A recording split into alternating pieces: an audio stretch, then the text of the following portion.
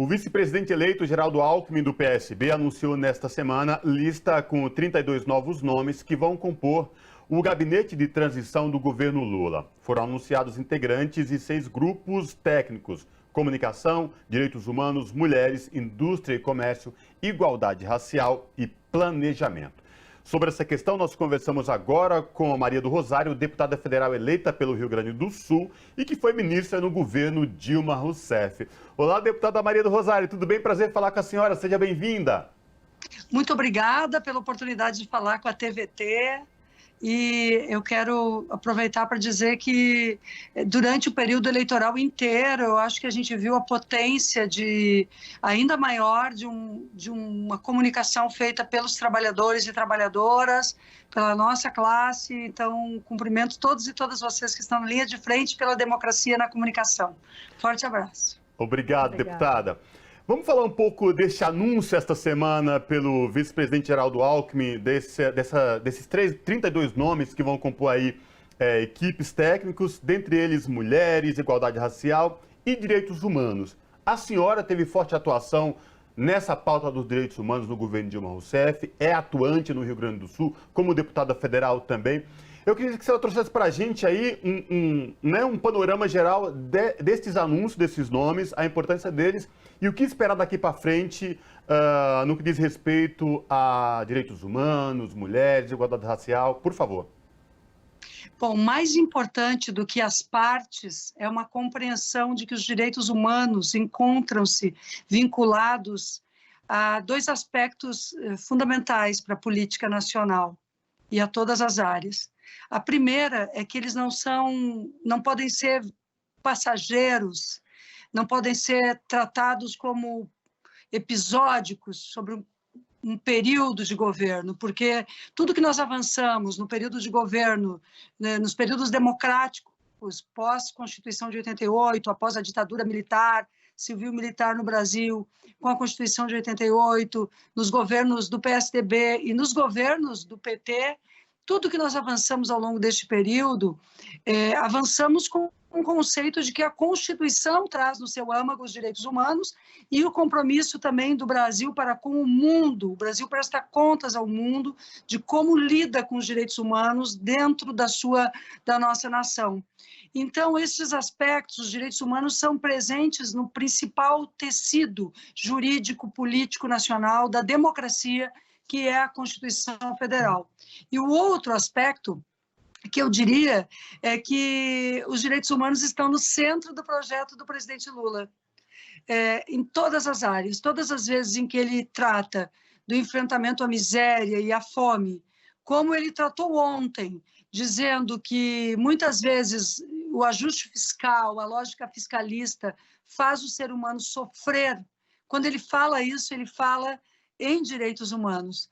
E isso nos anima a termos nas mãos um programa de ação, diretrizes para um programa que foram aprovadas pelos partidos, dialogadas com a sociedade brasileira, mas que no próximo período ainda mais diálogo deverá existir. A nossa tarefa na transição é reunir este pensamento político e da sociedade civil, dos nossos queridos ex-ministros e ex-ministras, das diferentes pastas, mas aqui eu refiro o Paulo Vanucci, o Nilmar Miranda, a Nilma Lino e todos os demais que integraram esta pasta, o Rogério Sotile, com grande importância também. Então, eu vou fazendo assim uma costura, dizendo que é um trabalho coletivo, porque nesse trabalho também estão, nesta comissão de trabalho para a transição, não é? Está o professor Silvio Almeida,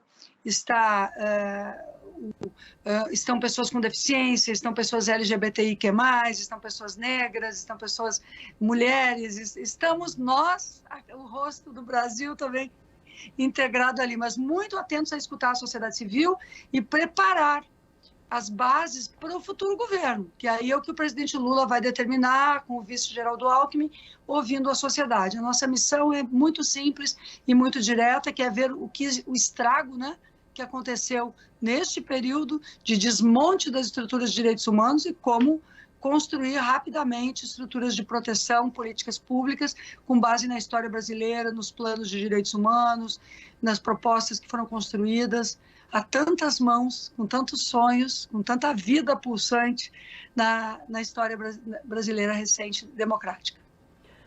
Deputada, a senhora elencou essa equipe que vai compor esse pensamento da pasta de direitos humanos, mas nós temos outras pastas correlacionadas de mulheres, que na verdade vão se retomar ministérios que foram derrubados, não existem mais nesse processo agora do governo Bolsonaro. Gostaria de ouvir da senhora como tem sido pensado esse processo de transição em relação tanto ao Ministério dos Direitos Humanos, mas das mulheres, da igualdade racial e o novo ministério que vem sendo aventado dos povos originários. Claro que quem toma a decisão sobre isso é o presidente, não é? Então, mas por tudo que o presidente Lula tem apresentado, eu posso dizer com segurança de que a minha leitura é que ele pretende, de fato, estabelecer os ministérios para garantir o lugar político de visibilidade e representatividade que essas causas têm. Então, eu tenho muita convicção, pelo que eu escuto do presidente e do programa também, que devem ser reestruturados os ministérios de direitos humanos, de direitos da mulher, eu vou falando genericamente no nome aqui que me vem, mas o nome poderá ser outro, mas voltado aos temas das mulheres, para a emancipação, aos negros e negras, uma pasta específica de combate ao racismo, mas focado na dimensão de negros e negras, acaba também trabalhando com outras populações vulneráveis por conta da dimensão étnico-racial. E ainda a novidade que o presidente apresentou no processo eleitoral, que é dos povos originários, que diz respeito aos povos indígenas do Brasil. Então, estas pastas, elas não são voltadas a grandes estruturas. Às vezes, os neoliberais, o setor mais fundamentalista do mercado, ataca dizendo, olha, está o Lula aí criando pastas. A importância dessas pastas está justamente em compor um status igualitário entre a dimensão econômica, social e a perspectiva humanista e humanitária que o Brasil tem constitucionalmente determinado a realizar e que foi esquecido. Vamos lembrar que na área de direitos humanos nós temos muitos temas, para além destes, que tratam de ministérios específicos. Nós temos desde os temas relacionados à infância brasileira, às pessoas com deficiência, ao enfrentamento das violências de um modo geral. E eu diria, porque o Paulo Vanucchi trabalhou muito isso também num programa que foi apresentado pelo então candidato a governador Fernando Haddad, que eu acho que é algo que nós devemos muito levar para o Brasil, que é a educação em direitos humanos. A dimensão da paz, da superação desta atitude fascistizante da sociedade brasileira, que acaba fazendo, por exemplo, com que o resultado eleitoral não ainda tenha sido reconhecido por quem está na presidência da República e por grupos isolados. Mas isso, os direitos humanos são a própria essência da democracia. Não existe democracia sem direitos humanos, tampouco direitos humanos sem democracia. E eu digo a vocês, caberá às ações de direitos humanos construir uma cultura de paz, de solidariedade, de fraternidade, de não violência e de democracia no Brasil. Deputada Maria do Rosário, esta semana encontrei um amigo meu no elevador do prédio onde eu moro, em São Bernardo do Campo. Ele estava muito apreensivo no processo eleitoral, que foi muito duro, tal, e ele olhou para mim e falou assim, Cosmo, e aí? Será que vamos melhorar agora com a vitória do Lula economicamente? Daí eu parei, respirei, aí eu falei assim, eu não tenho dúvida, mas a questão vai muito além de melhorar economicamente, vai para a questão de humanidade, de um governo que tenha de fato humanidade. E aí quando a senhora traz toda essa preocupação envolvendo direitos humanos, mulheres, igualdade racial, população LGBTQIA+, povos tradicionais, tudo isso estão incluído aí neste grande guarda-chuva. É isso mesmo, deputada?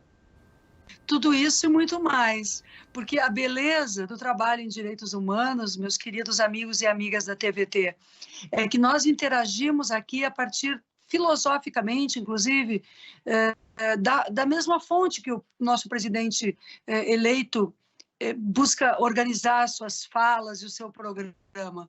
Ou seja, não é possível viver em um país que naturaliza a exclusão humana dos direitos fundamentais.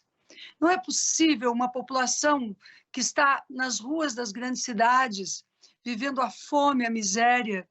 Não é possível também que nos deparemos com retrocessos tão graves em tão curto espaço de tempo.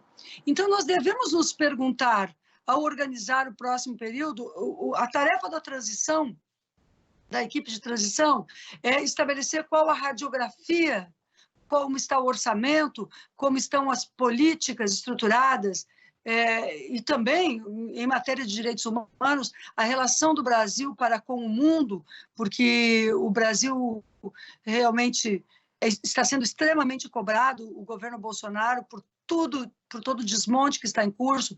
Vamos também destacar que os direitos humanos é algo dialógico com o mundo, porque nós cumprimos tanto a normativa nacional, constitucional, mas também aqueles compromissos internacionais assinados pelo Brasil, inclusive de termos planos de direitos humanos, programas de direitos humanos, como foram construídos ao longo dos períodos de Paulo Sérgio Pinheiro, na pasta, de Nilmário Miranda, de Paulo Vanucci. Mas eu, sinceramente, observo que nós devemos estar muito atentos à formação de uma cultura no Brasil. Uma cultura de respeito à dignidade humana, né? É o que falta ao nosso país. Por isso, tantas pessoas acabam usando as piores frases, a naturalização da tortura, da violência, a banalidade do mal que aconteceu ao longo do último período. É porque nós também, talvez tenhamos feito o nosso trabalho, mas não enfrentado até o âmago da necessidade a formação de uma cultura de dignidade humana, onde tenhamos o cuidado uns com os outros, umas com as outras, todos os seres humanos, como cidadãos e cidadãs. E isso passa pela democracia. Uma das questões essenciais para o próximo período é retomar os sistemas de conselhos, de conferências, a participação da sociedade, valorizar o Conselho Nacional de Direitos Humanos, os conselhos da área de população em situação de rua, de pessoas idosas, de direitos da criança, de direitos das pessoas com deficiência. Cada área deste Brasil tem um conselho com a sociedade civil. Então, quando o Lula trouxe também a ideia de que, bom, o orçamento secreto não vai mais existir. O que vai existir é um orçamento participativo. Nós temos que estar, em matéria de direitos humanos, sabendo que a participação seja uma cidadania que constrói a defesa dos seus próprios direitos humanos. Não apenas o Estado tem que assegurá-los, mas a sociedade tem que saber ser agente da construção dos direitos humanos. Deputada, a gente está chegando ao fim do nosso tempo aqui, mas eu não posso deixar de te perguntar sobre a questão do combate à fome. O presidente eleito Luiz Inácio Lula da Silva já disse que essa é prioridade zero desse novo governo que se inicia em 2023. E os direitos humanos nessa questão do combate à fome? Qual vai ser o papel tanto da pasta, por assim dizer, mas também das articulações populares e civis nesse entorno?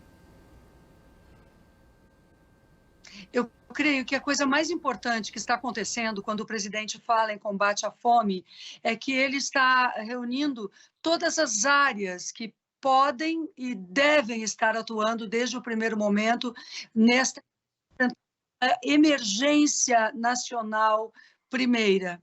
Ou seja, tanto os sistemas de assistência e seguridade social, onde ele se compromete e está tratando no âmbito do Congresso Nacional desta PEC da transição para assegurar não apenas os R$600, mas agora retomar a tecnologia do Bolsa Família, com a manutenção das crianças na escola, com as vacinações, mais R$150 para cada filho, prioridade às mães, chefes de família. E no âmbito dos direitos humanos, ainda que no futuro, obviamente, quem assumir o ministério venha a moldar, eu acredito que na transição nós devemos nos dedicar àqueles que estão na extrema vulnerabilidade. Aquelas pessoas que estão sem teto, que estão nas ruas, sobretudo mães com crianças, famílias com crianças, pessoas com deficiência, pessoas com sofrimento psíquico, que estão em altíssima vulnerabilidade e que estão com fome, para integrar prioritariamente estas pessoas nas políticas que serão desenvolvidas pelo presidente Lula. E eu destaco que a interação nessa matéria é tão possível quanto maravilhosa, na medida em que eu já olho para este tema com a economia solidária, participando muito, com o cooperativismo, com a agricultura familiar, com os homens e mulheres do campo e da cidade se integrando como humanos. Eu até me emociono nesse sentido, porque eu creio que a pauta que nós estamos desenvolvendo, ela carrega um sentido de direitos humanos que é o primeiro a existir, que é um sentido humanitário, que é não permitir que pessoas estejam em sofrimento permanente, constante, é erguê-las a partir de uma dimensão que é: as pessoas precisam fazer isso junto conosco.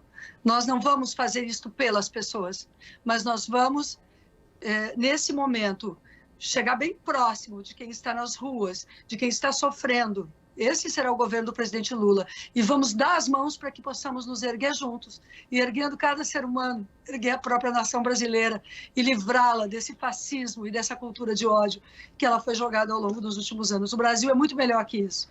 O Brasil é essa diversidade humana, social, econômica e política maravilhosa que o redemocratizou. Muito obrigada pelo convite.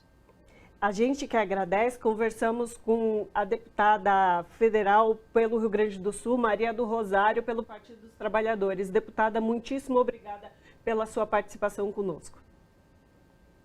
Um beijo e viva o Brasil, o presidente Lula e o nosso povo. Tudo de bom. Abraço. Até a próxima.